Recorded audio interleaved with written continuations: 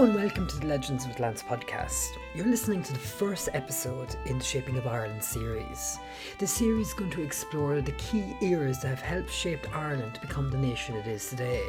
This includes the Christian, the Viking, the Norman ages, the fight for independence and the troubles in the late 20th century. But our story today begins over 10,000 years ago, prehistoric and Gaelic Ireland. And our journey takes us to the Alice and Gwendoline Caves in County Clare, where an early Irish hunter-gatherer has butchered a bear and is munching on its bones. Well, that's what we believe, based on a bone fragment found in the Alice and Gwendoline Caves in 1903. It's the earliest piece of evidence indicating that humans existed on the island of Ireland. And it's quite plausible that European settlers started arriving to Ireland at this time.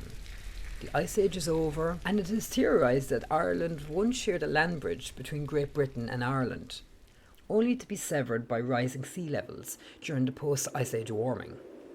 Now, some of you may say that warming never came, but if you think now is cold, you can thank the Gulf Stream for keeping it as warm as it is here. Without it, we'd be as cold as the Antarctic. And I'm pretty sure that's a little bit colder than the coldest days we've had here. Fun fact, the coldest temperature ever recorded in Ireland was minus 19 degrees Celsius back in 1881. Now that was cold. Going further back to the past, it is more widely accepted that the plausible scenario for the arrival of these hunter-gatherers to Ireland was by boat across the Irish Sea from the United Kingdom. But we shouldn't rule out the possibility of a land bridge being used to introduce the first settlers to Ireland, because such stories of a land bridge exist in folklore. You are familiar with the Giant's Causeway.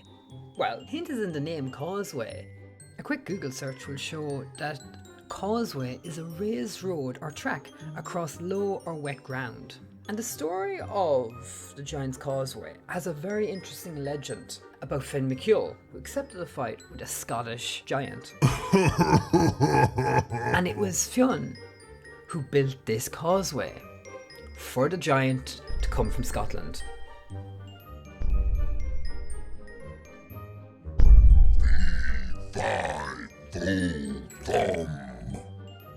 Upon realising that this giant was perhaps double the power of him, Fionn wanted to find a way to get out of this battle.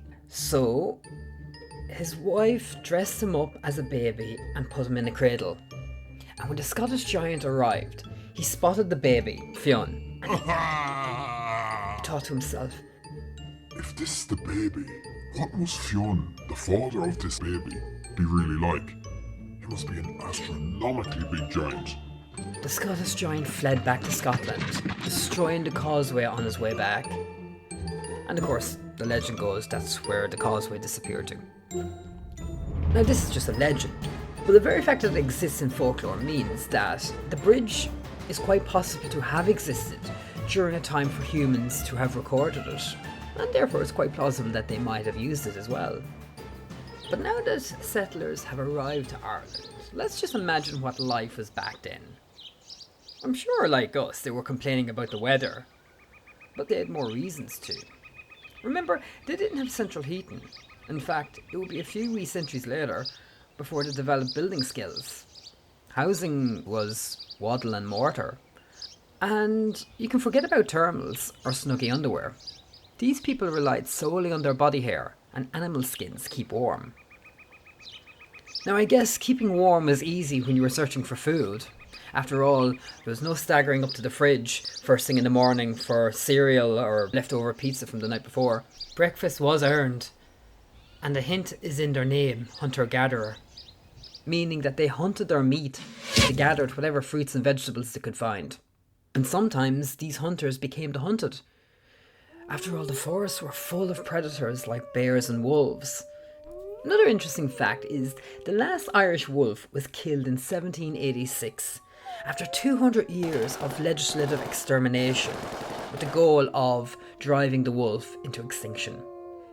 Skipping ahead by 2,000 years or so, we have ample evidence of human existence, with a population of around 8,000 people or thereabouts. That's about the size of the town of Youghal in County Cork today.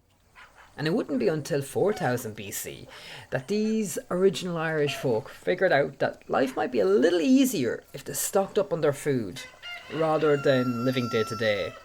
The concept of farming introduced new animals to the country. This included cattle. Red deer arrived, and housing became a little bit more sophisticated. Now, when I say sophisticated, I'm talking the use of cow doo-doo as plaster on the walls. Now, houses measured roughly 5 to 6 metres in diameter and roofed with material that we would consider as thatch. Now, farming is very evident by 3000 BC. The population has grown in excess of 100,000 or so. So imagine 2 Aviva stadiums of people. It's hard to imagine. That was the population of the entire country of Ireland. Now that the source of food was plentiful, people started living longer and they had more time to be creative. Now, this isn't the era that brought us the diddly-idle-do music, but culture of a sort was starting to emerge. And it was in this period of 3000 BC that we saw the construction of many of the stone monuments such as passage tombs, cairns and dolmens. These will begin to appear across the country, and the most notable one would be Newgrange in County Meath.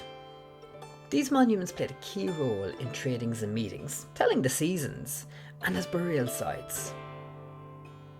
And by now we have drifted into the Bronze Age, an era introducing new materials like bronze and gold. Now, bronze is an alloy metal composed of copper and tin.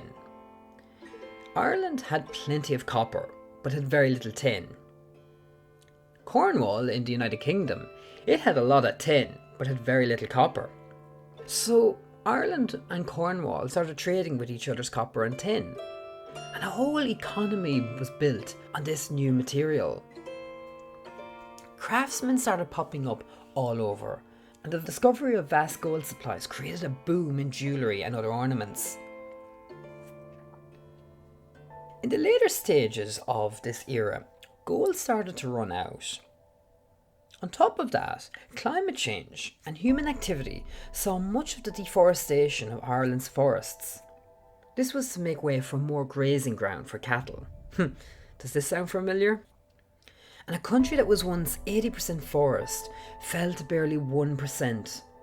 And today we have only recovered about 11% of this, making us the lowest forestry covered country in Europe, well below the European average of 30%. And the Bronze Age continued much later in Ireland and the rest of Europe, not officially ending until 500 BC. By then, a new age of iron had already started to evolve. Now, iron is evident as far back as 800 BC, but the arrival of the Celts pushed Ireland out of prehistoric times and into a new age of significant cultural development. Infrastructural projects like ring forts, including the Hill of Tara, Navan Fort, and other earthworks, including the first roads or wooden trackways like that discovered in the Curley Bog in Longford, started to emerge, as well as Celtic art and literature and primitive Gaelic language. Have you ever heard of Owen before? This was Ireland's first writing, and it was basically a series of lines carved into the corner of stones. By now we have entered into an era where most of Britain is occupied by the Romans. A fun fact, the Romans never invaded Ireland, so we remain Gaelic Celtic. And you're going to laugh at the reason why the Romans never invaded Ireland. I'm not joking, it was the weather. And the hint is in the name of what the Romans called Ireland. Ireland was called Hibernia, which was Latin for hibernation, or directly Hibernia means eternal winter. Not only that, but I think they were a little intimidated by the crazy Celts. But the Celts and the Romans did trade together, as we have ample evidence of Roman coins and other luxuries from across Ireland. So business definitely happened. And Ireland did have a slave trade during these times. And one such famous slave is St. Patrick, who is credited with converting the pagans to Christians. And thus this brings us to the early Christian era of Ireland, something that we'll discuss in next week's episode. As for prehistoric and Gaelic Ireland, I could go on much deeper on this topic. This podcast has been a very brief overview of thousands of years of history. So I hope you've enjoyed it and learned something new. Next week's episode will be on early Christian Ireland. Till next week, bye for now.